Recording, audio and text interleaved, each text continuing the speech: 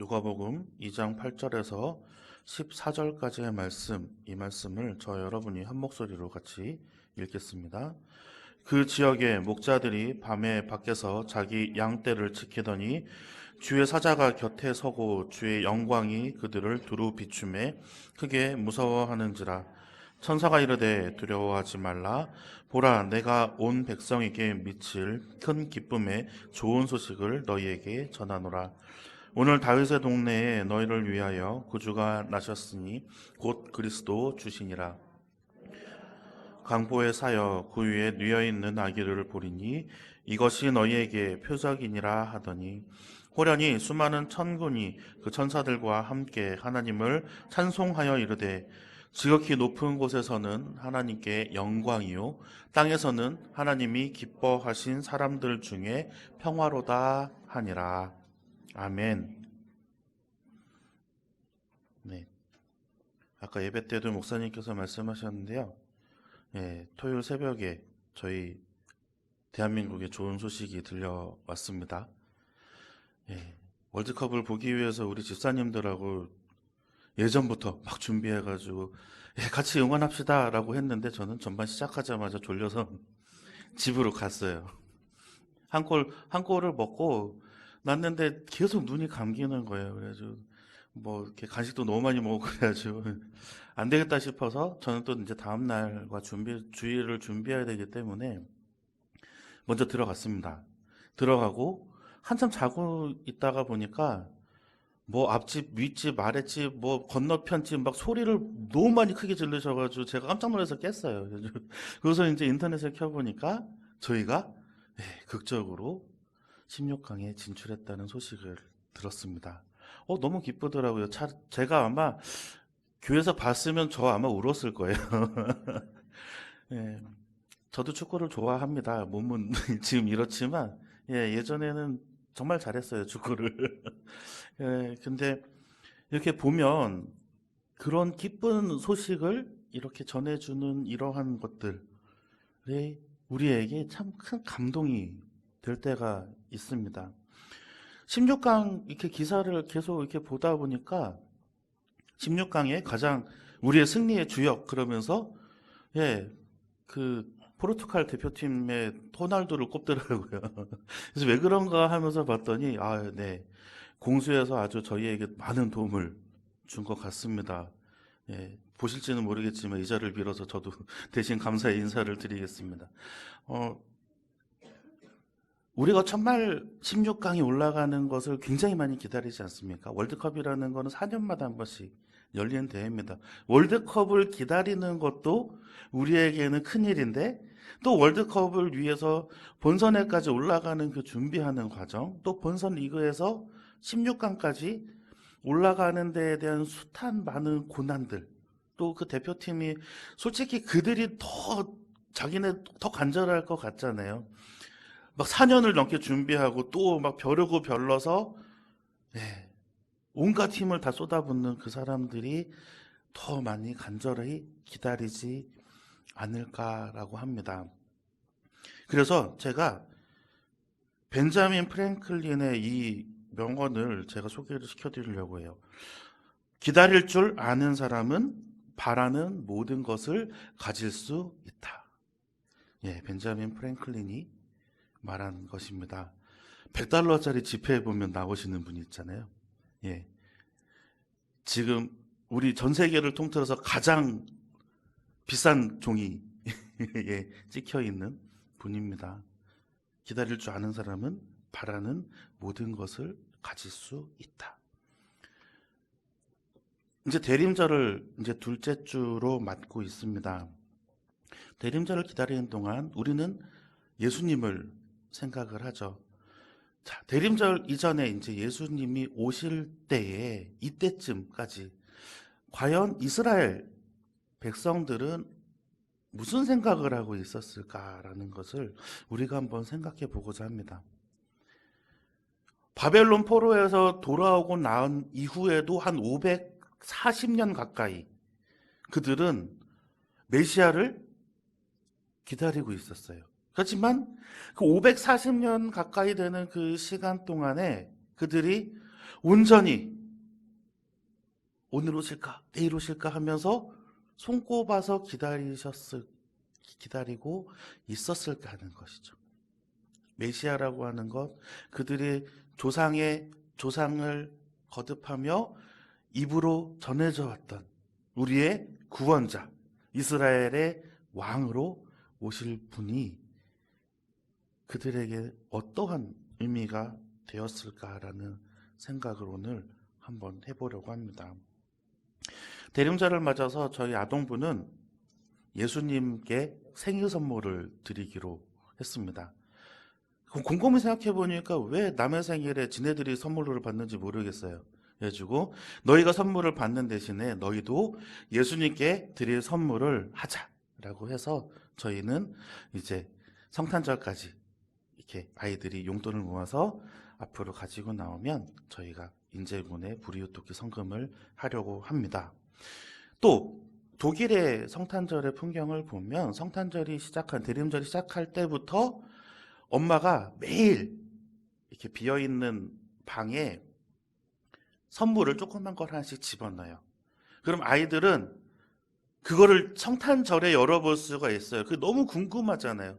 그 방에도 못 들어갑니다.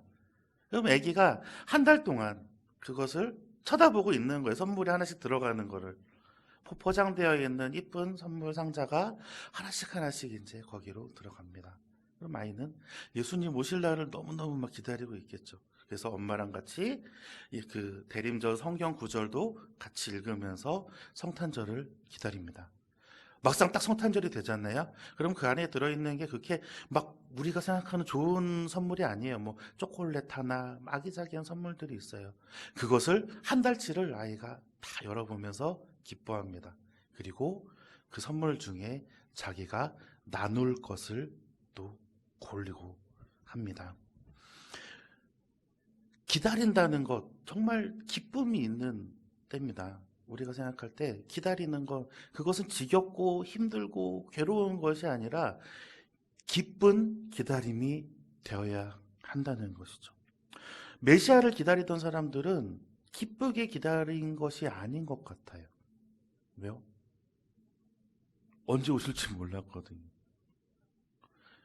메시아를 기다린 사람이 기쁘게 이제 오실까, 언제 오실까, 내일 오실까, 하나님 언제 오실까요? 우리를 해방시켜주고 우리를 구원시켜주고 우리를 다스려 주실 분이 언제 오실까요? 라고 우리가 기쁘게 기다리고 있었더라면 아마 예수께서는 말구 위에서 태어나지 않으셨을 것 같습니다.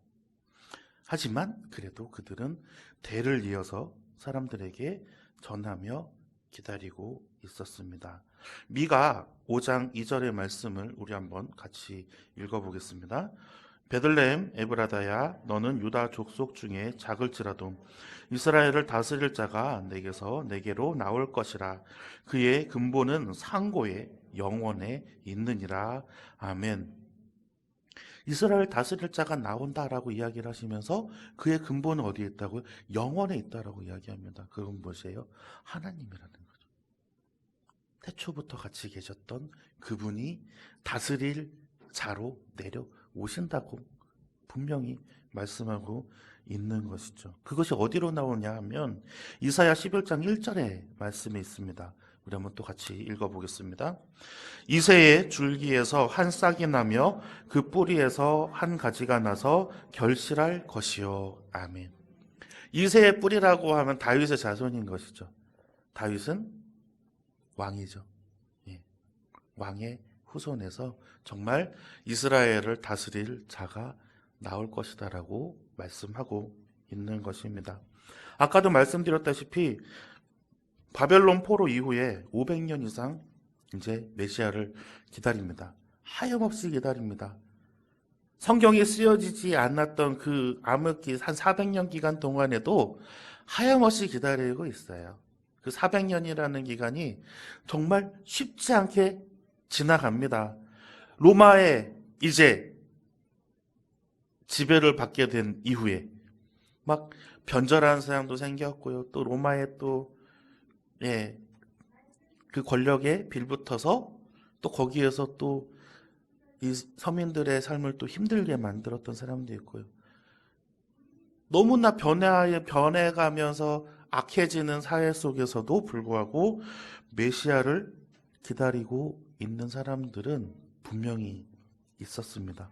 그렇기 때문에 이스라엘을 다스릴 자가 나올 것이다 라고 얘기하는 그 구약 신약 성경에 이제 얼마 남지 않은 도래될 것이라는 말씀에 그들은 응답하는 것이죠. 오늘 본문의 말씀도 그렇습니다. 목자들이에요. 주류에 속하지 않는 사람들이죠. 그냥 이렇게 양을 치면서 다니는 목자들에게 오늘 이 말씀이 임했습니다. 그런데 이 말씀 이후에 목자들이 무슨 말이야? 라는 게 아니고 이 목자들이 예수를 찾아 경배하러 떠났다는 것이죠. 목자들이 알 정도면 이스라엘에 있는 메시아라는 것은 온 백성들이 인지하고 있었다는 것이죠. 2000년이 지난 지금도 예수가 나심, 그리고 성탄, 그리고 이 대림절은 우리에게도 기쁜 일입니다. 제가 어렸을 때는 성탄절이 정말 진짜 신나고 기쁜 날이었어요. 산타 할아버지 선물도 기다렸지만, 교회에 이쁘게 이제 트리 장식을 하잖아요. 근데 예전에는 저런 LED 등이 아니라 이렇게 하나하나 끼워서 넣는 전구등이었거든요. 그래서 제가 그거를 막 빼요. 이렇게 저 전구를 막 돌려가지고 빼가지고 막 그거를 깨트리면서 놀았어요. 어렸을 때. 얼마나 말썽꾸러기인지 아시죠? 그럼 이제 집사님한테 걸려가지고 이제 무릎 꿇고 손 들고 이제 벌쓰기도 하고, 자꾸 그거 깨먹어가지고 그거 어떡하냐고 이제 교회 이제 트리가 점점 이렇게 빛을 잃어가거든요. 그러면 또 집사님이 이제 그 전구를 또 어서 사갖고 오셔가지고 또 끼워 넣기도 합니다. 근데 그거를 이렇게 빼가지고 깨고 놀았던 게 너무너무 재밌었어요. 근데 또 그렇게 또 혼나기도 하지만은 또 이렇게 또 전구를 이렇게 또 주시기도 해요. 가서 깨고 놀으라고. 그렇게 해서 재밌게 논 기억들밖에 없어요. 그 성탄엔 항상 노래가 넘치거든요. 막 각 부서들이 막 그 발표회 준비를 하죠. 또 성가대 칸타타 준비를 하죠. 저희 그 아동부도 성가대가 있어가지고 그 성가대 칸타타 막 준비하면서 막 찬양도 신나게 막 하죠. 막 뛰고 춤추고 막 재밌는 놀이들도 하고요. 게임도 하고요. 선물도 주고요. 그런 기쁨들이 넘쳐납니다. 밖에는요. 뭐 예수 안 믿는 사람도 성탄 트리 장식은 다 하잖아요. 제가 지난주에 한번 서울에 갔다가 올 일이 있었습니다. 서울에 우리나라에서 가장 멋있는 트리가 있는 곳이 어디냐면 명동의 신세계백화점 본점입니다. 거기는 그 신세계 회장님께서 1년 동안 그 트리를 연구하시면서 몇백억씩 쓰셔서 그 트리 자체가 어마어마하게 멋있는 그런 트리가 나와요.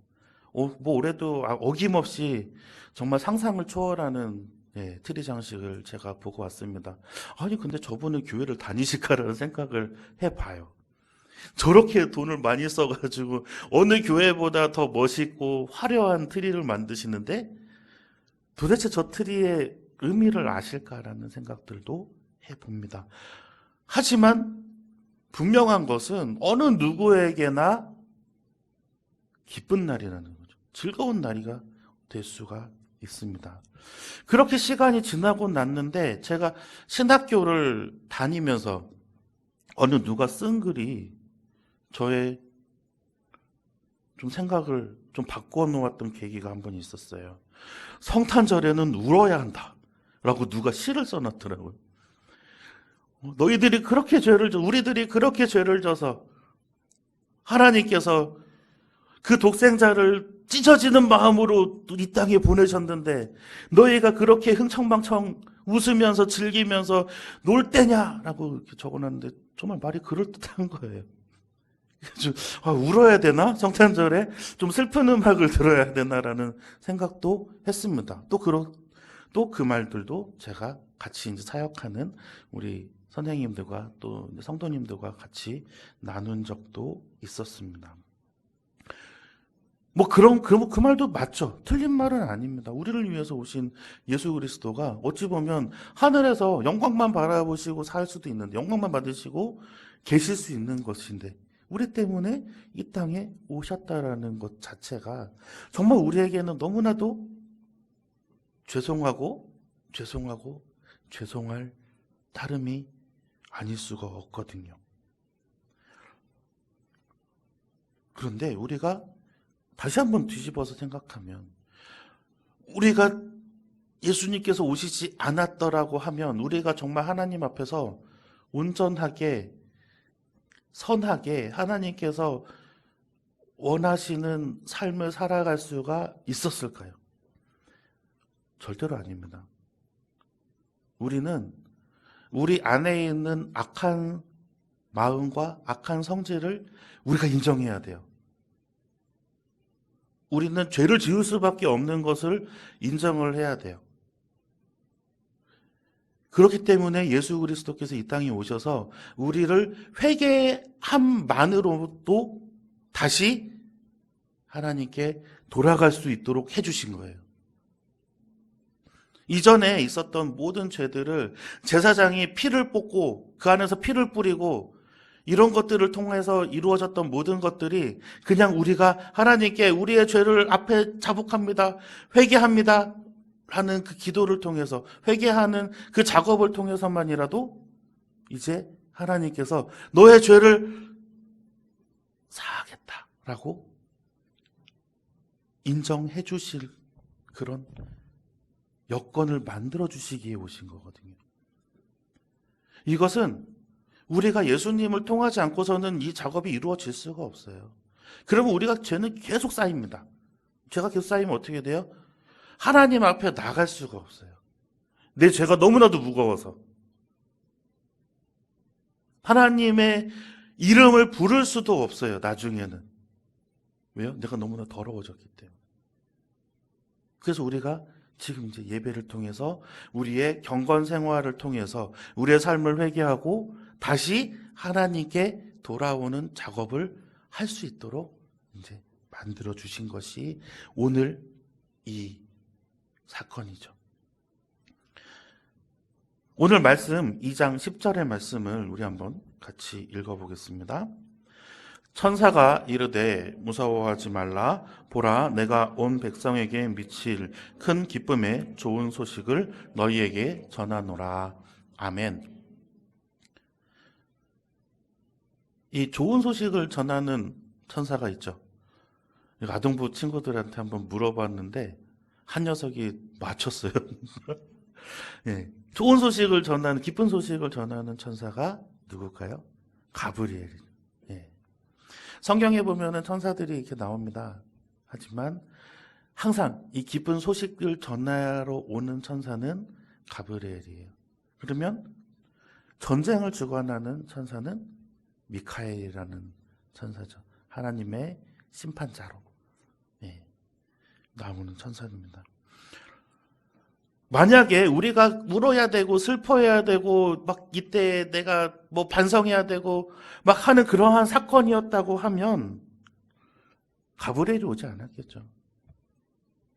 근데 분명히 오늘 말씀에 이렇게 전하고 있습니다. 내가 온 백성에게 미칠 큰 기쁨의 좋은 소식을 너에게 전한다. 막 앞에 형용사가 많이 붙었어요. 큰, 기쁨의, 좋은. 좋다는 건 다 붙여놨습니다. 이걸로도 지금 설명하기가 너무 힘든 거죠. 이것보다 더한데. 막 애들이 얘기하는 막 울트라 캡숑 짱 뭐 이런 것들 있잖아요. 앞에 막 붙일 것들 다 붙여서 정말 엄청나게 너희들에게 좋은 소식을 가지고 왔다. 그것이 예수 그리스도라는 겁니다. 우리는 죄를 지을 수밖에 없는 완전하지 않은 인간임을 우리가 고백합니다. 그리고 인정을 해야 합니다. 그로 인해서 우리가 이제 하나님께 회개함으로 하나님 앞에 다시 관계를 회복할 수 있도록, 너희 이제 다일 그 놓아주시는 분이 오실 거야. 하나님하고 단절되었던 그 관계가 이제 매 순간순간마다 제사장이 제사장 찾아가지 않잖아요. 우리가 예루살렘 성전에 가서 제사장한테 가서 그 회개 작업을 해야 되는데 그 시간이 아니라 이제는 그때그때마다 다시 하나님과 관계를 회복할 수가 있는 거죠. 그것만큼 기쁘고 좋은 소식이 어디 있겠니? 이제 다시 오시는 거지. 그게 인간에게 주시는 하나님의 기쁜 소식인 것입니다. 오늘 말씀 14절의 말씀입니다. 우리 한번 같이 읽어보겠습니다. 지극히 높은 곳에서는 하나님께 영광이요 땅에서는 하나님이 기뻐하신 사람들 중에 평화로다 하니라. 아멘. 그런데 이 소식은 뭐라 그래요? 하나님께 영광이라는 거죠. 우리에게 하나님과의 관계를 회복시켜주는 그러한 정말 우리에게는 좋은 소식이 하나님께는 영광된 소식이라는 것입니다. 왜 그럴까요? 왜 하나님께 영광된 소식일까요? 하나님은 찢어지는 가슴으로 아들을 보내신 게 아닐까요? 하나님의 나라는 하나님 혼자 신나게 지내시기 위해서 만드신 것이 아닙니다. 하늘나라, 우리가 천국이라고 하는 곳은 하나님께서 여가 생활을 즐기기 위해서 만들어 놓은 펜션이나 호텔이나 별장 같은 곳이 아니에요. 하나님께서 만드신 이 하나님의 나라는 우리를 위해서 예비하신 거예요. 하나님의 자녀들, 피조물인 우리들이 하나님과 같이 이제 영원토록 함께 있기 위해서 하나님의 나라를 예비하신 건데 올 사람이 없는 거죠. 손에 꼽을 정도로밖에 없는 거죠. 올 사람이 없어요. 얼마나 마음이 아프시겠어요. 아들을 보내시는 그 마음보다 내가 만든 하나보다 사람 하나가 천하보다 귀하다고 말씀하셨잖아요. 근데 수억의 사람들이 죄악된 모습으로 인해서 다시 하나님께로 돌아오지 못하고 하나님이 예비해 주신 그 아름다운 천국에 올라올 수가 없는 것이 하나님께는 더 마음이 아프셨던 겁니다. 하나님께 영광이 될 수가 없어요. 수억의 사람들이 있는데 그 중에서 몇몇만 올라와서 하나님과 있다. 그래서 내가 기분이 너무 좋아요? 아니잖아요. 나머지는 어디 갔느냐라고 예수님께서도 물어보잖아요. 계속 그 사람들을 어떻게 하면 다시 내가 돌이키게 할 수 있을까라는 계획을 세우시고 또 너무나도 적절한 순간에 예수님께서 나타나신 이 땅에 오신 것이죠. 그렇기 때문에 하나님께 영광이 될 수가 있는 것입니다. 예수 그리스도를 말미암아서 하나님 나라에 들어갈 수가 없었던 우리들을 다시 하나님께 나라의 백성 삼아 주셨기 때문에 또 그 사람들이 이제 하나님 나라 영원한 천국에서 하나님을 찬양하며 영원히 하나님과 같이 지낼 수가 있으니 다시 말하면 하나님의 나라의 백성들이 이제 넘쳐나게 될 통로를 만들어 놓았으니 하나님께 영광의 소식이 될 수밖에 없는 것이죠. 예수 그리스도는 이 땅에 심판을 위해서 오신 분이 아닙니다. 그렇죠? 평화를 위해서 오신 분입니다. 전쟁을 위해서 오신 분이 아니에요. 이 땅에 하나님의 사랑이 얼마나 크신지를 보여주시고 오신 것이죠. 너희들이 이렇게 죄를 지었기 때문에 너희들은 지옥에 갈 수밖에 없어 라고 말하신 적이 한 번도 없어요. 그냥 회개하라, 천국이 가까이 왔느니라 라고 말씀을 하십니다. 심판과 처벌이 아니에요. 그리고 사랑과 화해와 평화로 오신 예수님이에요. 심판과 처벌로 오시려고 했으면은 그냥 그 아까 얘기했던 미카엘과 함께 그냥 하늘에서 강림하시면 되셨습니다.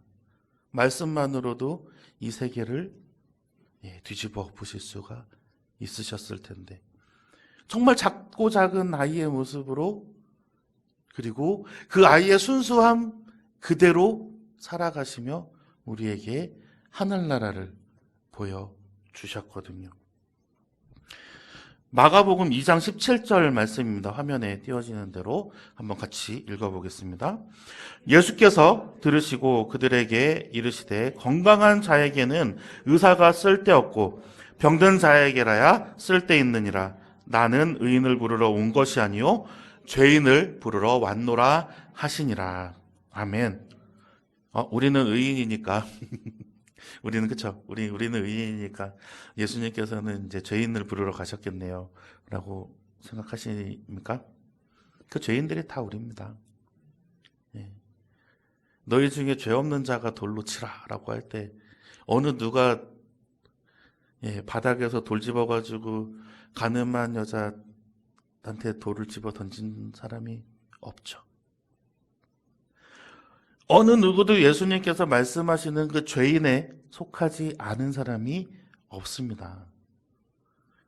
그들을 불러서 그래, 너희들도 하나님께서 사랑하시는 피조물이고 너희들도 내가 목숨보다 더 아끼는 하나님의 백성이다라고 말씀해 주시러 온 거죠. 우리의 죄가 너무나도 무거워서 하나님 앞에 도저히 나아갈 수가 없습니다. 라고 외치고 있던 사람들에게 너 이제 다시 나올 수 있어. 너 이제 다시 하나님 앞에 설 수 있어. 너 이제 괜찮아. 가서 하나님 앞에 잘못했다고 그 한마디만 하면 돼. 용서해 주세요. 한마디만 하면 이제 다시 하나님이 너를 자녀 삼아 주실 거야. 너무나 우리에게 기쁜 소식이 아닐 수가 없습니다. 우리에게 평화의 소식이 아닐 수가 없습니다. 하나님께 영광된 소식이 아닐 수가 없습니다. 우리에게는 평화를 주시고 하나님께는 영광을 올려드리기 위해서 이 땅에 예수님이 오셨습니다. 이 대림절을 지나는 동안 기뻐하시며 그리고 우리에게 다시 찾아오실 예수님을 기다리시기를 간절히 원합니다. 그리고 우리도 하나님께 영광을 올려드리기 위해서 어떤 것을 준비할지 우리가 생각해 보며 기도하시며 그리고 그것들을 한번 준비해 보시는 원통교회 성도님들 되시기를 간절히 소망합니다.